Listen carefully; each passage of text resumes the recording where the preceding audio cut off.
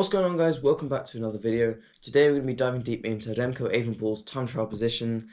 And I know some of you will be saying it's not all about him, it really isn't. Alright, he's good, but he's not that good.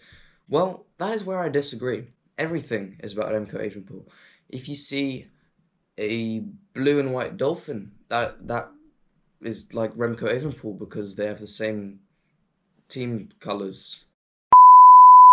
But jokes aside, Remco Evenepoel is definitely one of the best riders of the upcoming generation. So let's get into the video. Just before we start, make sure you subscribe to help support the channel. I'm trying to get to 1,000 subscribers this year to make it more sustainable. Oh, and also give my Instagram a follow because that's where I'll be putting updates out. And unless I have 1,000 subscribers, I'm not able to put updates out on YouTube, so it's all going to be happening over on Instagram. But without further ado, let's get into the video.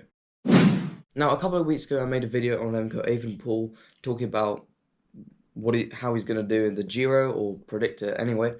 But now I touched on his time trial position, so this video is really going to be about kind of elaborating that and explaining that in further detail. Now, this is probably the perfect point to make a video on this because he's just won the time trial in stage 3 of the Vuelta a San Juan, the, second race, third race of the year, and now he's even in the leader's jersey. So the first thing I'm going to talk about is his position. Now let me give you a picture from head on.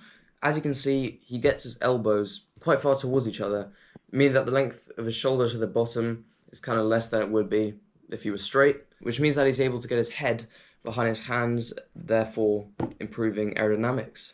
And here's another picture showing that.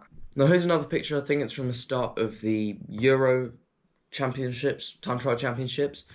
As you can see, his kit is amazing, and I know you might just think, oh, that's down to sponsors, but him being a young rider, he's concentrated on data like a lot of other young riders like me, but I'm not a professional, so you can see he's got an aero helmet, he's got the straps tucked away under a skin suit, he's got no chains, he's got a custom fit skin suit.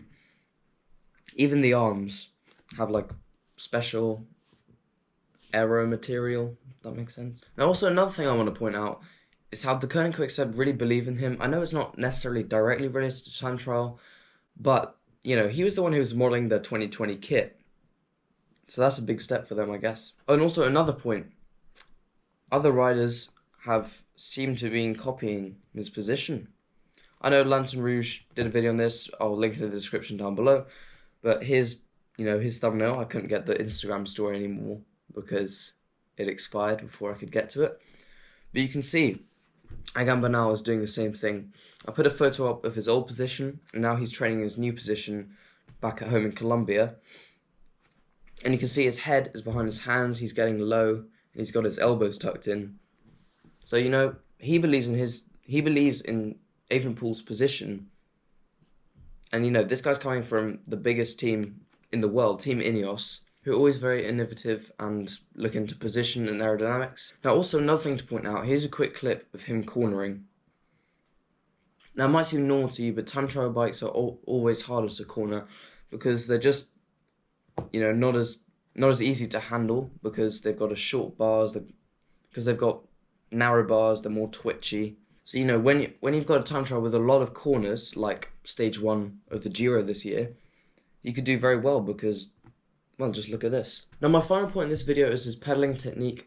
When you're more forward on the bike, it's easier to kind of pull up on the pedals because as you're more forward, the region of pulling up comes closer to where you're pushing down. So as you can see on the time trial bike, look at the angle of his foot. He's, really making use of the whole pedal stroke and getting as much power out per rev as possible. Now also, at stage 3 of the Vuelta a San Juan, the time trial which he won, they weren't actually allowed to bring proper time trial bikes just because added transport, and also there are lots of smaller teams there in Spain who might not have the money and accessibility to the better kit. But Remco thought, you know what, that's fine, I don't mind, because if everyone's on a road bike with a disc wheel and an aero frame, so pretty much a time trial bike, he thought, well, that's fine. I'm just going to, get myself as aero as possible and just makes invisible aero extensions out of his hand.